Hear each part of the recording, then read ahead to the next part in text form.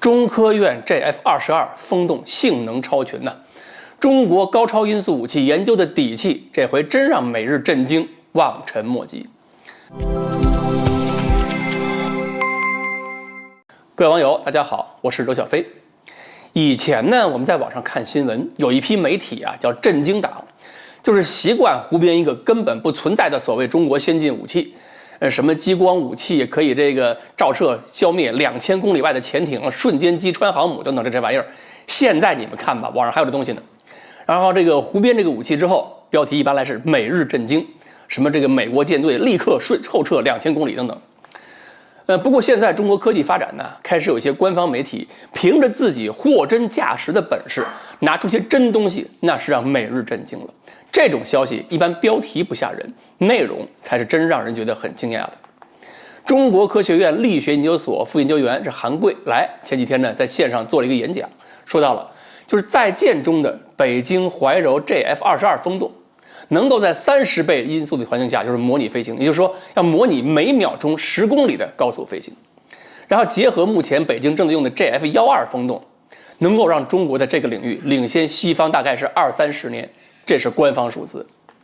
至于说我们要这个30倍音速风洞干嘛呢？当然是研究啊。你想想看，什么东西飞那么快？大气层外的东西，你飞多快都用不着风洞去研究。所以很明显，这个东西就是用来研究大气层内高超音速飞行的。韩贵来说呀，飞机在这种速度下飞行，那表面的温度可能到摄氏10000度左右。这个温度下呢，空气分子会分解成原子，甚至是等离子体会出现了。那跟普通的空气环境不一样，对飞行的影响必须研究透彻吧，所以就必须要对应这个速度的风洞来模拟这种高速飞行条件。其实呢，世界上还有别的国家都在搞这种高速激波风洞，不止中国呀，你看美国、日本都搞，原理还不一样。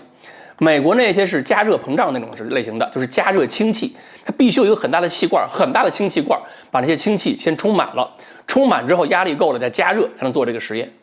日本呢是一个自由活塞式，用活塞推动气体的。中国呢，这是爆轰式，就是利用氢氧气体爆炸燃烧产生爆轰波作为驱动的。韩贵来说呢，这3种风洞里边呢，你看中国这个 JF-22这个风洞啊，用的是正向爆轰驱动，功率可以是到了15000兆瓦。15000兆瓦什么概念呢？就是三峡大坝的装机容量是22000兆瓦，就是说 JF-22风洞工作的一瞬间，那个瞬间功率几乎快赶上三峡大坝了。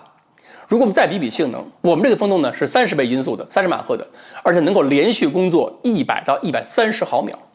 再看美国的兰斯系列，美国的兰斯1老风洞3到7马赫的，到了这个1996年造的兰斯2风洞，可以测试3到8马赫的，持续时间是30到100毫秒，最长时间呢跟我们这个差不太多，但是那个速度可差远了，它只有7马赫，我们30马赫的。后来美国人造的这个 Lance X 14到22马赫，持续工作时间4毫秒。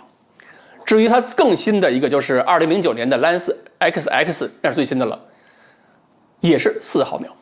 至于说日本的那个活塞式的风洞的话，那个活塞一运动，瞬间到达一个峰值，活塞再往前一运动，那个峰值马上掉下来，都是它能够保持工作只有2毫秒。